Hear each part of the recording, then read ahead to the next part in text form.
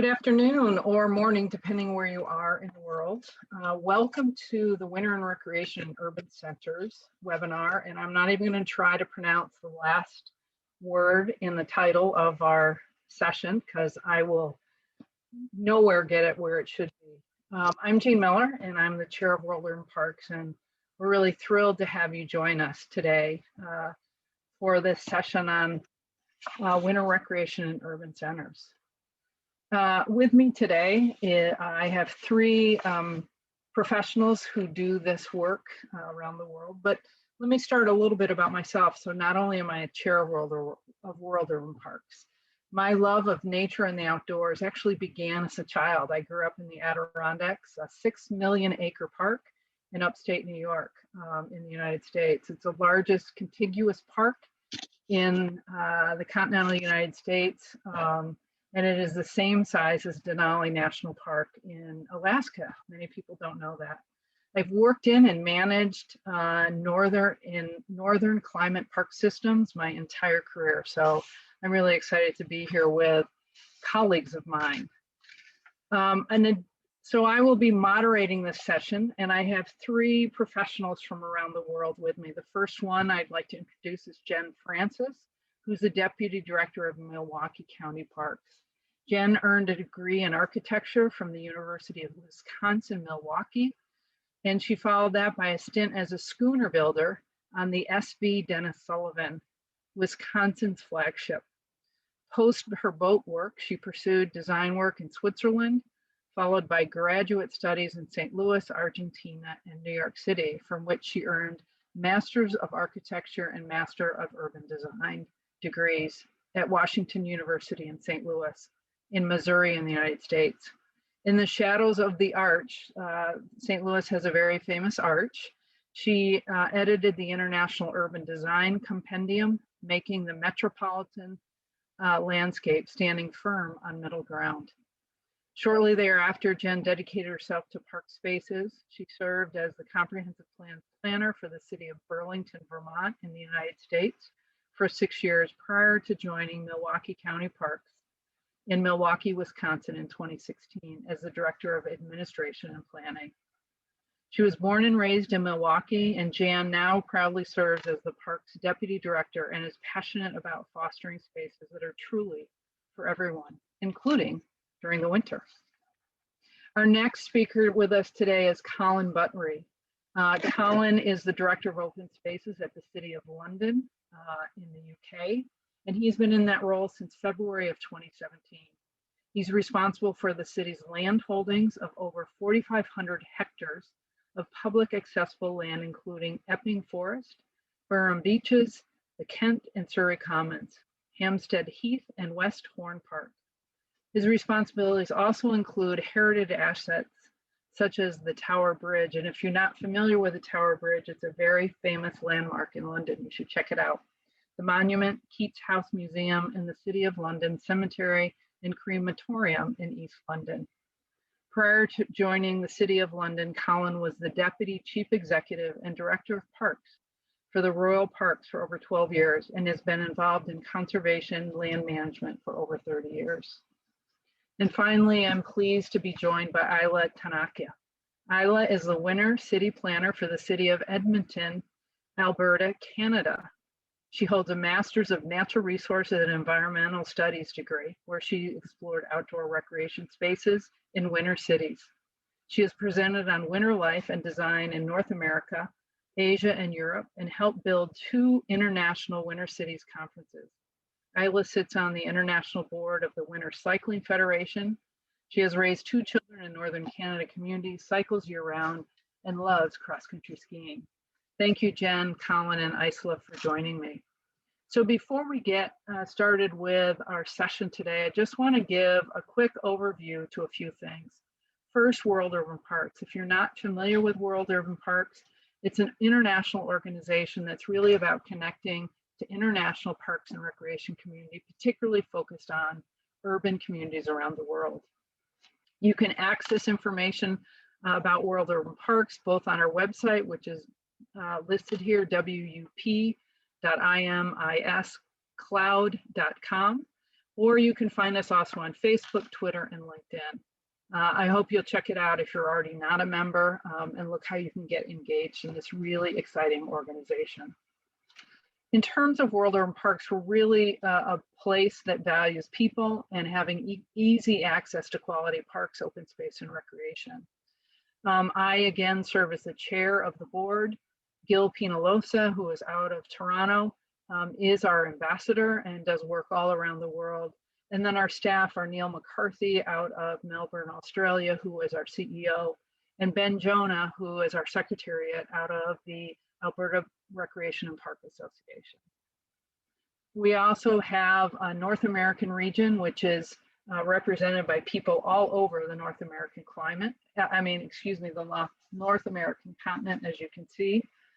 And this actually session, a webinar, is presented in partnership between the North American region of World Urban Parks, as well as Alberta Recreation and Park Association and World Urban Park.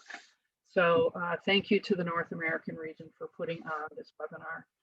And then I also want to share with you that we have a webinar coming up on February 17th at 4 p.m. New York City time, called Aligning Public Park Values with Corporate Partners.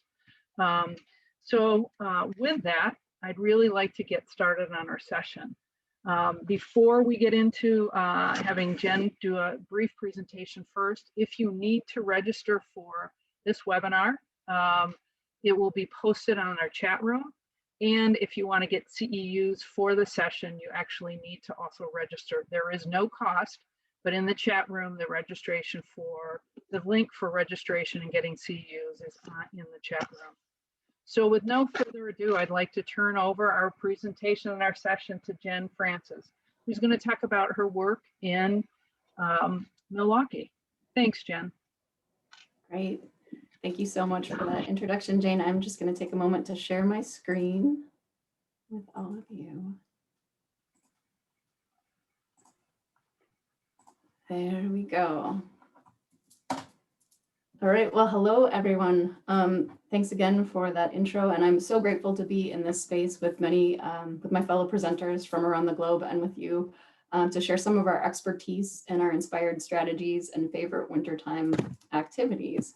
So I'll just start by landing our location. Let me ask, I'm gonna just hide this so you can see the full screen. Okay.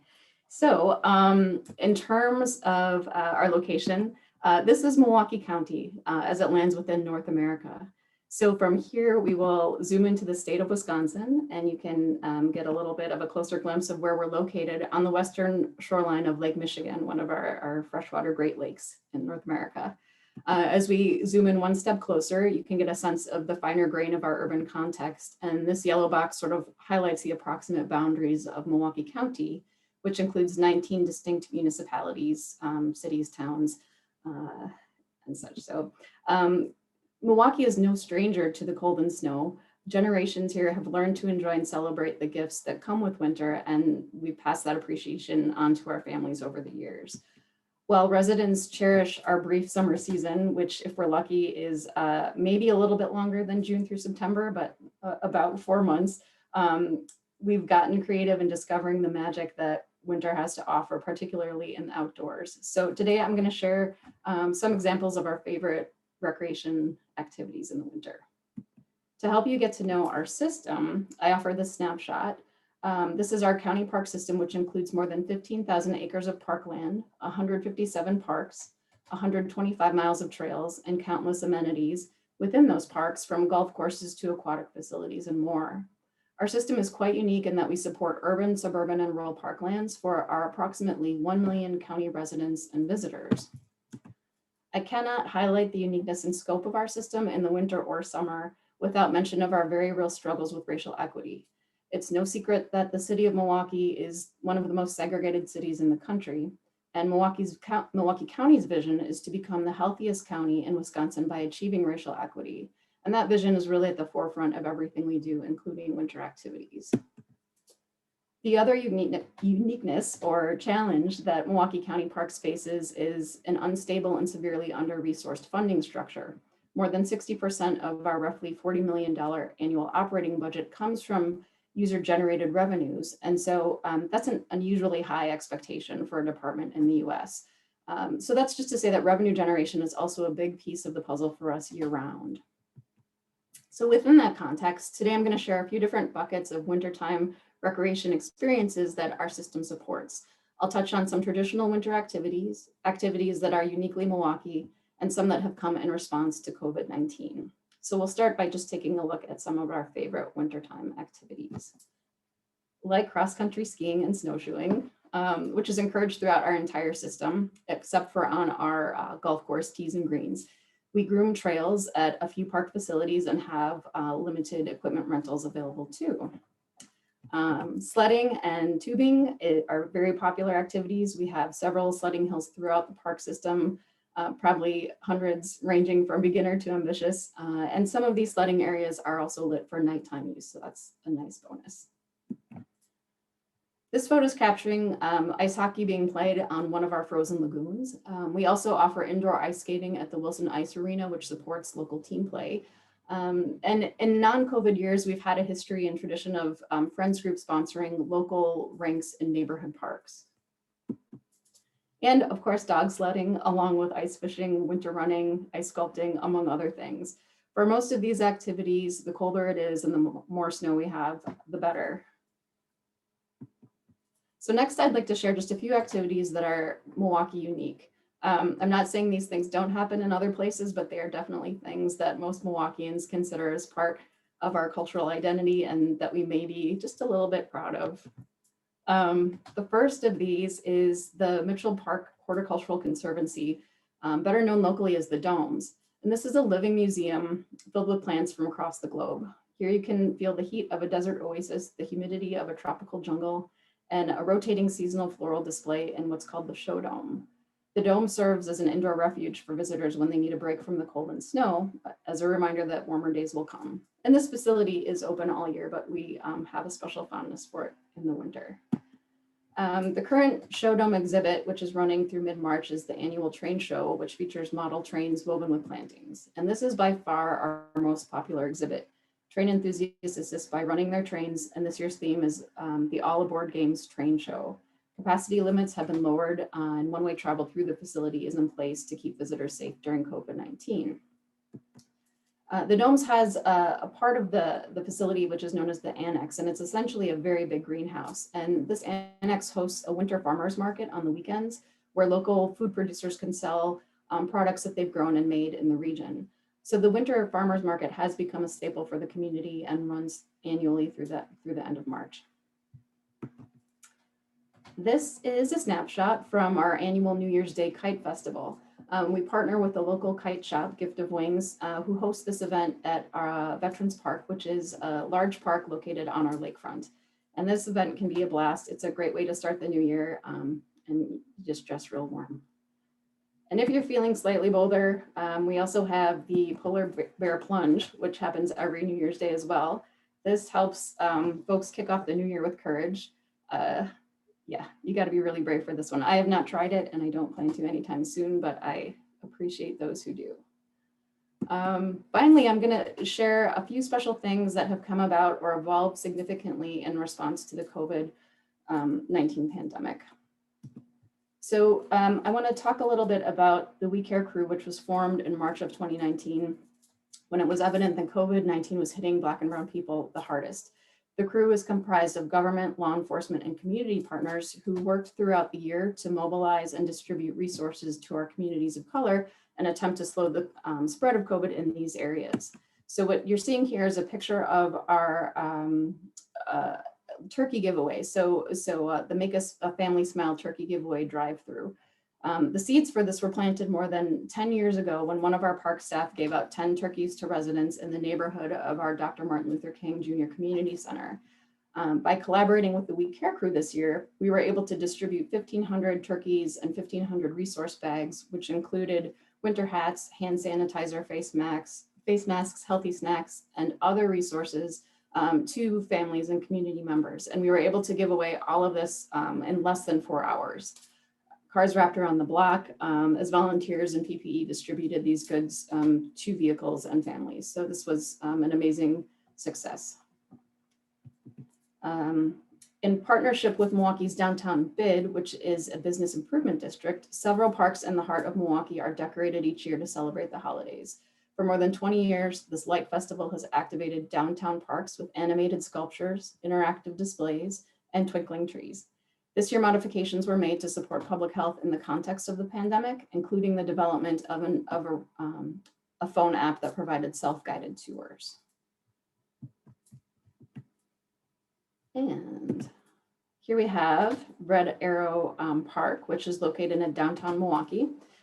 This park features an outdoor skating rink that is a little bit bigger than Rockefeller Square. There's an on-site Starbucks that also makes it a popular spot for hot drinks and snacks. And COVID has changed the way we use the rink. It changed the number of skaters we're able to permit on the ice at any given time. But now people are able to reserve 60-minute time slots online, and we allow a maximum of 25 skaters on the ice at any given time. All skaters must wear masks. And to support this effort, this year we installed a large tent to provide additional safe space for skaters to put on skates and get their shoes back on. So you can bring your own skates, you can rent skates for a very reasonable rate. And this season runs from December through February. So this is kind of a fun one. We have, Milwaukee is home of the Harley-Davidson motorcycle company. So motorcycles are very popular here. So these Santa bikers were on display during the second annual Winter Wonders Holiday Light Show at our botanical gardens, Berner Botanical Gardens. And it featured more than 1 million LED lights. We more than doubled attendance and revenues this year compared to last. And we also drew visitors regionally and from the Chicago area. Families stayed in their cars as they drove through the show, making it a COVID-safe activity. And this was installed on the grounds of our pretty spectacular outdoor botanical garden. And so the backdrop for this was distinctly open parkland as opposed to the urban backdrop of the downtown holiday light show. And I will just wrap up with one other example, which is the South Shore Terrace. So this is where Milwaukee's favorite summertime lakeside beer garden has found new life in the winter. We've transformed our outdoor beer garden space into a stringlet village of 10 COVID-safe reservable heated chalets. So reservations can be made online, and those time slots fill up very quickly.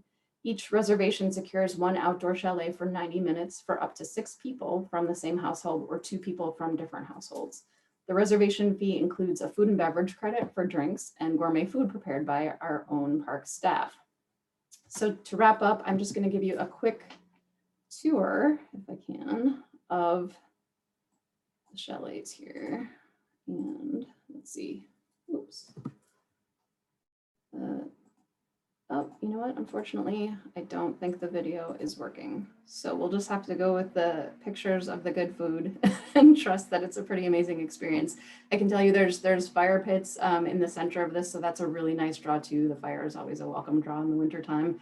But this has been just a really, really big success for us in a time where there just aren't very many options available to folks in this time of pandemic and social distancing. So this has been a great success for us. So I want to just thank you for your time and attention today, and I will send it back to Jayne and Colin. Jen, thank you. You know, I think as we all look at these pictures, it makes us chilly. But I will remind us that getting outside in the winter really does change how you feel about yourself, both emotionally, physically. And so even though the pictures make us feel cold, once you get outside and are active, you actually feel really great. So thanks, Jen. And one last thing I also want to tell attendees at this webinar is if you have questions, please put them in the chat room. At the end of the presentations, we'll have an opportunity for Q&A. So really feel free to put any questions in there. Now I'm really pleased to introduce my colleague from London, Colin. Welcome, Colin. Thank you very much, Jayne. I'm afraid I'm going to have to ask for slides to be moved on as I haven't been able to share my screen. But I just wanted to put into context that I've worked in London for about 30 years for a range of charities central government and local government. And I'd just like to thank Jayne for the introduction. It's great to see so much snow. We're not as lucky as Milwaukee. We don't get as much snow, but it's interesting that open spaces are still so hugely important during the winter months. And what I'm going to outline in my presentation is how we've tried to animate the open spaces within the London climate, which tends to just be cold and damp in the winter months, so that we get much better use of the open space. Next slide, please. Just in terms of my current role, I work for the City of London, and rather strangely, the City of London is right at the centre. So in the slide in front of you, the City of London is highlighted there where it says City Garden. And that's really our local authority function. But since the 1870s, the city has purchased land around London in order to provide facilities for all Londoners. So these pieces of land are held as individual charities. I look after 12 different charities in total. And the land is available for public use and clearly goes across a lot of different administrative boundaries. So, for example, Epping Forest covers a 12-mile stretch from East London heading north towards Cambridge. So it's a very large land holding, and a lot of the land is of exceptional high conservation value. If we move on to the next slide, please. So normally, in a normal year, we receive just over 24 million visits per annum. But this year, because of COVID and the restrictions on what people do in their private time, we've actually had a threefold increase in the number of visitors. And that's put huge pressure on the open spaces. We've got 4,500 hectares of land. And a lot of that land is actually not very suitable for events and activities with conservation status. We have sites of special scientific interest, natural nature reserves, and sites of conservation value. So SACs are special areas of conservation, which is a European designation. What the city aims to do, and this has been a philanthropic aim since the 1870s, is to provide that support to the whole of London in terms of providing facilities for society and providing really high quality environments for people to have recreation in. When I joined the city in 2017, I was aware that a lot of the legislation that covered the open spaces was actually quite archaic, and it needed to be brought up to date to allow greater freedoms and flexibilities in order to engage with commercial enterprise and to really optimize the use of open spaces. Equally, we've been doing a lot of work around carbon neutral aims, and that has become hugely important in London because of things like air quality and the heat island effect that we're experiencing. So I have about 440 staff. I have 900 or more volunteers, and all of the open spaces attract a lot of community support. Over the last 6 years, though, we have seen massive pressures on the budgets, and I think that's probably true for a majority of open spaces internationally. Next slide. So how do we go about activating the open spaces? We've been doing a lot of work around catering.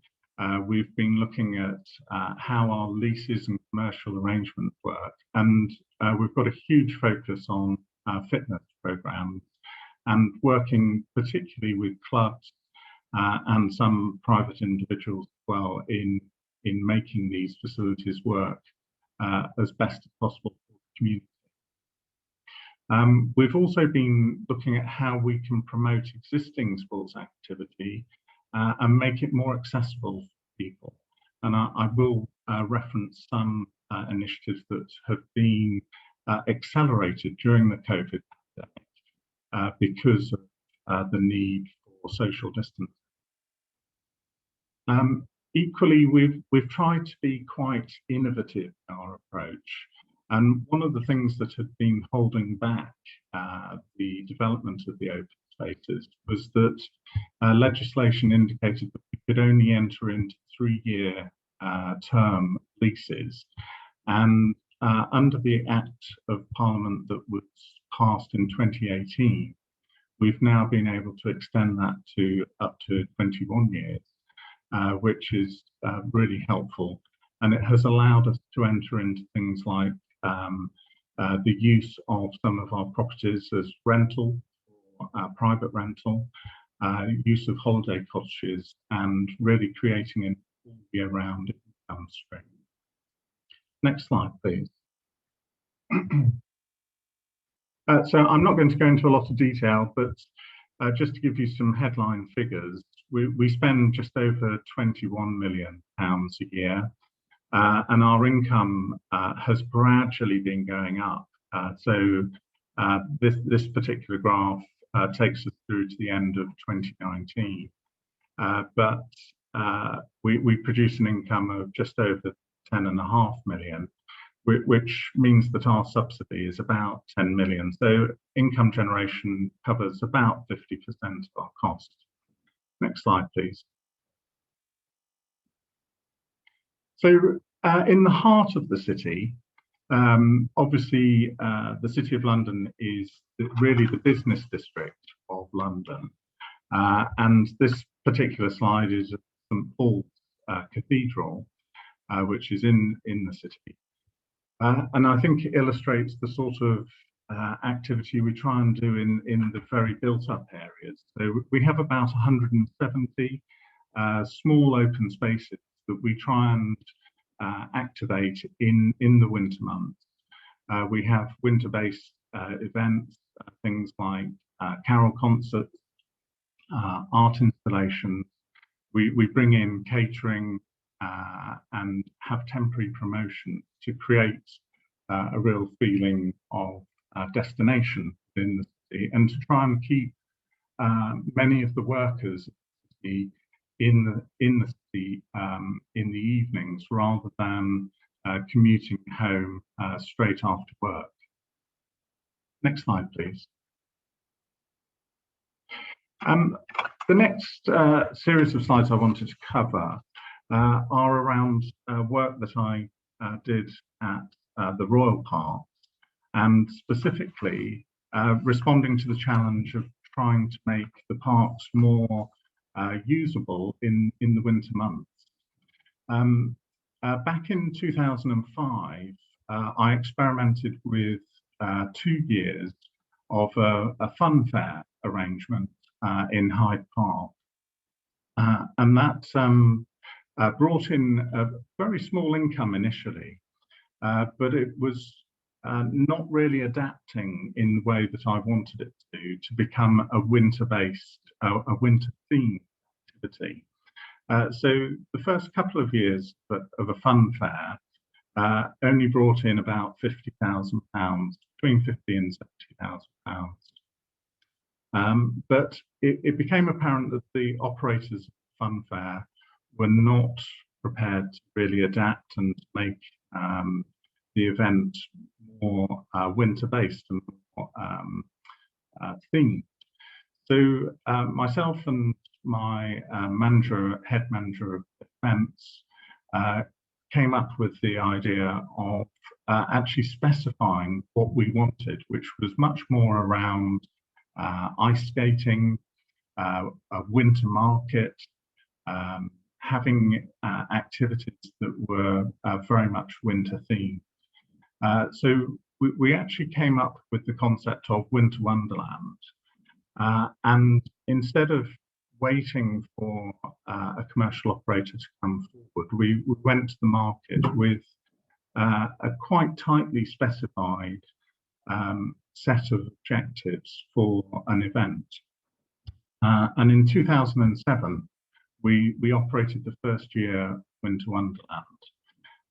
And in that first year, the income increased quite dramatically to about £250,000. But over a period of years, taking us through to 2019, the event has grown. As you can see from this aerial photograph, it occupies a large area of the park and is quite bright and gaudy, but it is themed around the winter market, catering, rides and other things. And by 2019, the direct income to the Royal Parks is about £10 million. And the number of visitors has increased to about 3.5 million people over the 7-week period that it operates. So from a fairly small idea, a large-scale international event has become established. I think I would emphasize that it's not necessarily that straightforward. You have to be determined and you have to be prepared to take risks, and getting all the permissions, planning permission, licensing and other permissions is a difficult challenge. Next slide, please.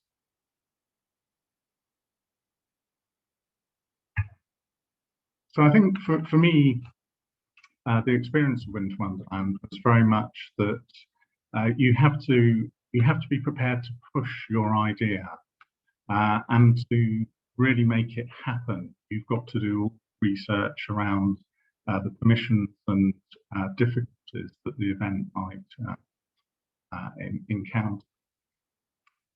It's also very important that you communicate with local residents and local business.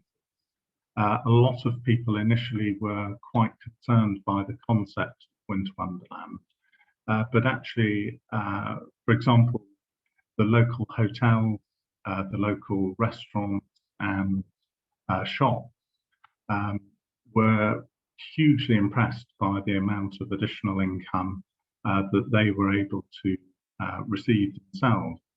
So, it is estimated that Winter Wonderland brings in to London about £100 million income to the London economy. So by explaining to local people how that event is going to benefit, it has been an event that received a lot of positive comment and a lot of support. Next slide, please. So again, quite a lot of Winter Wonderland is focused on evening activity, but it's quite interesting if you get the mix of activities right, you can get all day winter activity taking place. So the skating, for example, this is one of the largest skating rinks that is available in London. It does mean that you get family groups during the day, you get more adult groups in the evenings and at weekends. And it's interesting, the draw of Winter Wonderland brings international visitors, but also people travel up to 100 miles to have things like parties at Winter Wonderland. And that is a phenomenal draw. I wouldn't actually recommend people traveling that far. I don't think environmentally that's what we should be doing, but it's interesting, it has created that level of interest.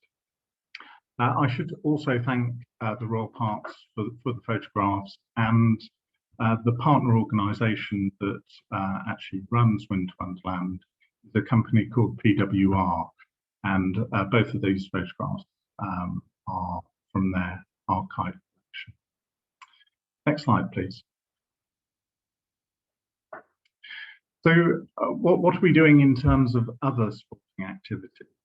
Well, in Hampstead Heath, which is just north of Hyde Park, so heading directly north from Hyde Park, you eventually get to Hampstead Heath. We've been doing a lot of work with open water swimming. And open water swimming is hugely popular now in the UK. It's always been quite popular in the summer months, but what we've been able to do is extend the programme into winter. And working with the swimming clubs, there are various swimming clubs associated with the ponds. We have been able to hugely increase the number of people swimming. So in 2019, for example, we had about 650,000 swims in that year, which is a doubling in recent years. So the demand is definitely there. And what we've been particularly surprised by is the demand in the winter months. And that has even been maintained during the COVID pandemic. So this particular slide is the Christmas Day swim of 2020. We had to limit the numbers in order to keep the sort of social distancing because of the COVID pandemic. But actually we had a huge number of people who wanted to swim, and we had to do timed swims to ensure that everybody kept to a sensible social distancing. What we've also been able to do this year is really accelerate work that was already underway around things like contactless payment, online booking, not just for swimming, but for all sports.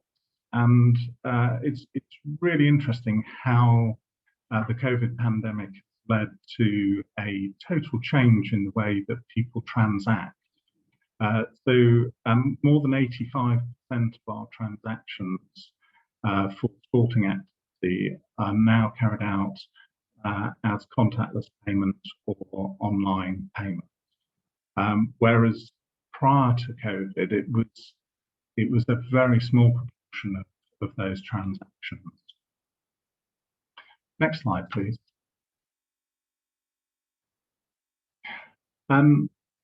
It's interesting that Milwaukee was looking at farmers markets. In London, we have a company set up specifically, London Farmers Markets, and they have been doing a huge amount of work in open spaces in partnership with the open space providers.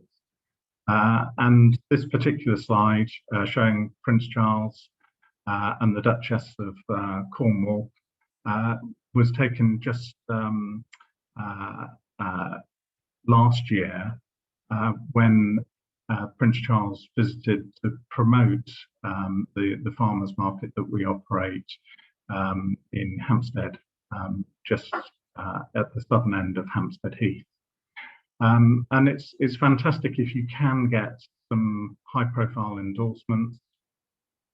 Prince Charles is a huge fan of organic food production and had already worked with me on things like establishing allotment gardens in St James's Park and a number of the other royal parks.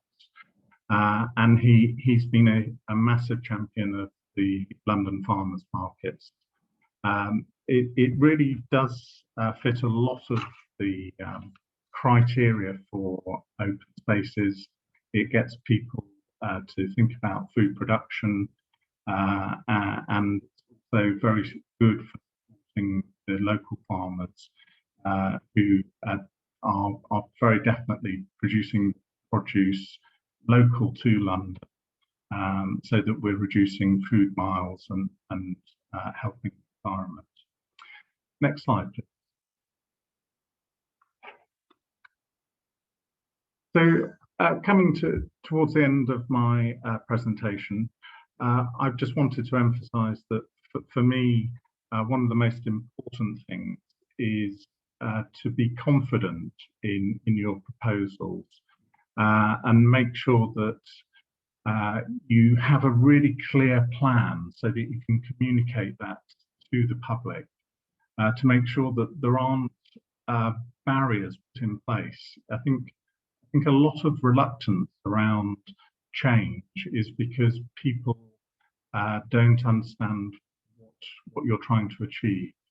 So I would encourage people to be very prepared for challenge, but ultimately show what you can do with your open spaces, get people into the open spaces, actually whether it's winter or the summer, and show what can be achieved in those fantastic places that we look after. Thank you very much. Thank you, Colin. What a great presentation and alternative ways for people to think about winter recreation. And, you know, I'm going to see if people have questions at the end, but I was really pleased that you brought in issues of financing and attendance, because I think those are really important. And I think that what you did in terms of being confident, analyzing, and being strong with what you're offering, I think is also a really important point to make. So thank you very much. Look forward to see questions at the end. So thank you. Now I am really happy to introduce Isla Tanaka from Edmonton, Alberta, Canada. Of Milwaukee's cold, London's cold, but Edmonton is really cold. So I'm really looking forward to hearing about the work that you do in Edmonton specifically, Isla, to get people engaged outdoors in the winter. Thank you. Great. Well, thank you for having me. So I'm going to talk to you today about how we've embraced winter in Edmonton and how we've seen a cultural shift. So I'll give you a really quick overview of where Edmonton sits in the world, talk a little bit very briefly about the project I work on, which is the Winter City Strategy, and then how design and infrastructure affect park comfort and use, and then how maintenance, programming, and promotions are really important. And then I'll finish off with just a little bit of social license and some of the changes we've seen.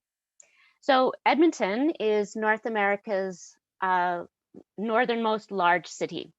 So we're actually, though, relatively not very far north. If you look at some of the Western European countries, we're about the same latitude as Hamburg and Manchester. But our winters are much colder because we sit right in the middle of the Canadian prairies and in the middle of the North American continent. So we do get cold winters, but we don't get some of the extreme darkness that some of the Northern European cities see. We have a park system in Edmonton that's quite extensive. We have 875 park areas. We have a river valley system that runs straight from one side of the city to the other. We call it our ribbon of green. It's 48 kilometers long. And with the ravines that come in, it's 103 kilometers. And actually the river valley system itself is the second largest continuous urban park system in Canada. And we have over 160 kilometers of maintained trails throughout the city. There's a very long history of use of our river valley. We acknowledge that we're situated on Treaty 6 territory, land that has been occupied and traveled and cared for by our Indigenous peoples. And Edmonton is a traditional meeting ground, gathering place, and traveling route for many of those peoples. But at some point, we learned to escape winter. And so in 2010, one of our city councilors said, we need to get outside again. We need to start embracing winter. And so the Winter City Strategy was born. We used a systems thinking approach, which used the iceberg model that you see on the screen. And so we didn't want to just focus on those very visible things at the top, the events and festivals.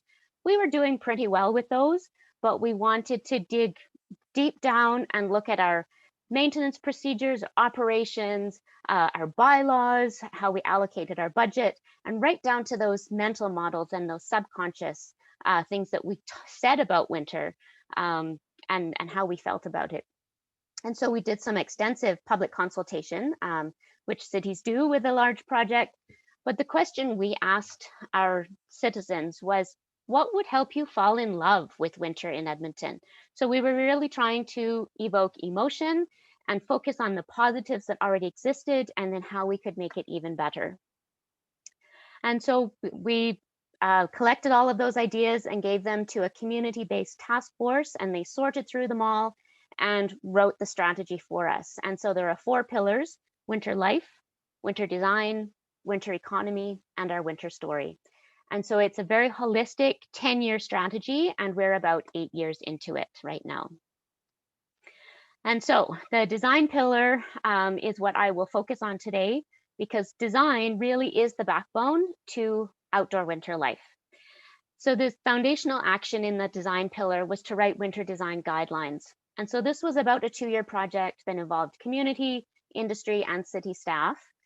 And they're very comprehensive guidelines focusing on the pedestrian realm for the streetscapes, and then on our open spaces. So the open spaces is the second section in the guidelines, and they focus on designing elements for winter fun, activity, beauty, and interest. So there are 5 basic principles of winter design. So we want to block wind, capture sunshine, use color, add lighting. And when I say add lighting, I'm not just talking about lighting for lighting's sake. We want to use it strategically and creatively. And then we want to plan for the right type of infrastructure that supports outdoor winter activities. So this is what they can look like all together. This is a diagram from the winter design guidelines themselves. They are available on the City of Edmonton website. So if you want to have a closer look, I encourage you to look at the document itself. But this is how the 5 can come together in a plaza space or in a park setting. So when it comes to blocking wind, we can block it at the macro scale. This is a diagram of a new residential area that is being built in Edmonton. We have a very unique opportunity. We had a municipal airport in our downtown that has been closed. And so we have a very large space to redevelop right in the heart of Edmonton. And so it's being designed as residential, park space, and mixed use. And so those really light green, funny wiggly shapes at the top are hills that are being built.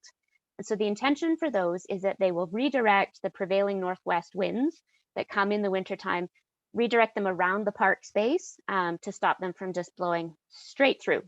And they will also double as toboggan hills in the wintertime. We can also block wind at the macro scale with vegetation and with topography of the landscape. So hedges can be used to try and slow down snow blowing into pathways. Coniferous trees are really good for blocking wind or redirecting it. And then if there's a hill, if we want to put the gathering spaces, the seating spaces on the opposite side from the prevailing winds, so the winds will come up and over that hill and create a more comfortable space on the other side. Capturing sunshine is also really important. It's the flip side of summer. In summer, we look for shade. In winter, we're looking for sunshine. And so on the right-hand side, you can see this is actually in one of our River Valley parks. And we've created a building. It's a public building. It has washrooms on one side, and then we've rented out a space to a little local business. He has a coffee shop. It faces south, so he gets all of the afternoon sunshine. He can put out tables and chairs in the winter, have a little winter patio, and then he also has his business also rents segways. So he has a space that's very sunny where he can give Segway lessons before people take them out on the trails. If we can only do 2 of those 5 principles of winter design, the 2 most important are capturing sunshine and blocking wind. If we can do those 2, we can create a microclimate that is 10 to 15 degrees Celsius warmer than the ambient temperature. So if you're putting in benches in a park or creating a little gathering space, that's what you want to seek, is that sheltered, sunny space where people can gather and they can sit and take a break and then continue with whichever activity they were doing. When we consider sunshine, we also have to consider shadows. So what we're looking at here is a building. The yellow part is the podium, and the the blue rectangles are towers. So this design or diagram is for the Edmonton's latitude, but this is what the shadows look like at the summer solstice on the left and the winter solstice on the right. And you can see that on the right-hand side, the north side of that building receives absolutely no sunshine during the winter. So that is not where you would want to put any amenity space or a pocket park. You would want to put that on the south side. So considering shadows is really important when choosing places and spaces for the public to gather. Building placement is also really important. This is a fairly new ski lodge in our river valley. It's a beautiful building. It has, you can see, it has a large, beautiful patio, but it's on the north side of the building. And so I don't know what the constraints of the project were, but if they had been able to turn the building or move that patio space to the south side or the west side, it would have had the afternoon sun. But as you can see, it's just, there's just a corner of it that's getting the afternoon sun. Excuse me, the other thing to think about with placement is also height. This is actually a park just a few blocks from my house. I took this photo about 2 weeks ago, so it wasn't even taken at the winter solstice, but it's a fairly new picnic tables and shelter that were put in, but they were put in on the south side of the park. And you can actually see that the play park is in shadow, and it's in shadow for a significant part of the day. So again, I'm not sure what the constraints were with this particular project, but if they had been able to move it over or move it to the north side of that play park space, we wouldn't have run into that problem. Using color is also really important. The winter landscape can be very white, very gray. We can just add a touch of paint or put in colorful benches. These benches are not the best example because they're metal. Wooden benches are warmer to sit on, but if you can have wooden benches with some color, that's great. We also leave our long grasses in, they add in some yellow, they add in some texture to the landscape as well. And I mentioned earlier, we want to be strategic with lighting. Many of our parks are also wildlife corridors, so we need to be really conscious of the amount of light. Our River Valley Park system, actually the bylaw that covers that, calls for very little lighting in there. But even some of our other larger parks are wildlife corridors. And so we're starting to become much more aware of light pollution and light spread, and we are starting to encourage the use of dark sky friendly lighting so that we can keep the light pointed down and not necessarily going up into the sky. We also want to be creative with lighting, and this can mean temporary lighting. It doesn't have to be permanent. The top left are lanterns that were hung in one of our parks for one of our festivals. The bottom left is one of our skating trails that we put some really colorful lanterns in, but we don't always have to hang from above. Traditionally, evening light is campfire light and it's from the ground. So if we can light along the bottom, it just creates a different kind of feeling and a different look. So we also want to design for all seasons. The other thing that we've done when we took the winter design guidelines to our city council, they adopted a winter design policy. And so all new developments and redevelopments in the city of Edmonton that are led by the city must consider winter design and four-season design. So this is an example of a new building in one of our River Valley parks. It's open year-round. We have a legacy of older buildings in some of our parks, particularly washrooms, that get closed in the winter because the sewer lines are too shallow in the ground and they freeze. So now we have this building that's open year-round. There's a skate change area inside. The flooring inside is skate friendly, so people can go from the rink, go inside and use the washrooms and come back out. It also has very large windows so that if someone needs to go in and warm up, they can sit by the window. They are still connected to the activities that are going on outside. Another way to design, some more examples of designing for all seasons. The top left is actually a tennis court that gets boards put around the outside in the fall, and then it gets flooded in the winter for skating. The bottom left is a pond we have, and there are paddle boat rentals in the summer and skating in the winter. And then on the right-hand side is outside our city hall. And we have fountains and a wading pool in the summer and then skating in the winter. Another approach is like this example from a park in Ontario, Canada, where they've actually designated an area for winter activities. So some spaces can double as all season spaces, or you can focus on different seasons in different areas of parks. Basically, what we want to do is create an invitation for people to get out, to be in the parks. We want to find those sheltered sunny spaces, put out chairs that people can move out of the wind or into the sunshine, add some fire pits, you know, just basically, yeah, create an invitation for people to get out into the parks. We also want to provide the right type of infrastructure, and this can be permanent or temporary. On the left, you'll see this is a refrigerated skating trail that we have at one of our recreation centers. And so we've been able to extend the skating season. We can start earlier in the fall and go later in the spring. We also have a natural gas-fed fireplace that has a fixed grill in one of our parks. And actually, we've just put a second one in. But because it's fixed, we can just turn it on in the morning and turn it off at night, and we don't need to have staff monitoring it. And it's a really popular space for people to sit and gather and have hot chocolate. We can also provide temporary infrastructure. So we groom cross-country ski trails on many of our golf courses, but people need a place to put their skis. And so we just put out a moving, temporary ski rack that we put out in the early winter and we take away in the spring. We've also piloted what we call warming huts. They're unheated, they work just like greenhouses, and they just provide a little warm space for people to go in, have a rest, warm up, and then get back out to skating or cross-country skiing or whatever activity they were doing. Now, to get people into parks, maintenance is key. Some people run across pathways like this, and that's an immediate barrier. Our seniors, for example, many seniors are very healthy and very active, and they want to stay that way. But pathways like this are an immediate tripping and falling hazard, and that can be life-changing for them. So if we want people to get into the parks, and it's not just seniors, it's anybody with any kind of mobility challenge or limitation, so a wheelchair user, or even a parent with a child in a stroller, these pathways are inaccessible for them.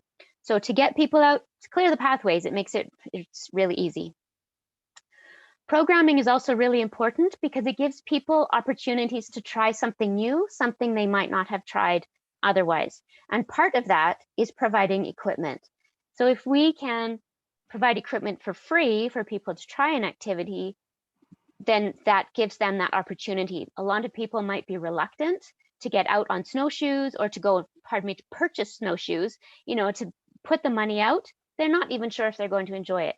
So if we can provide the opportunity for them to try it, then they can decide if they want to pursue that activity or not. The City of Edmonton has adopted a policy to use a GBA plus lens. So that's a gender-based analysis lens in our decision making. So basically that means looking at projects or programs through different lenses.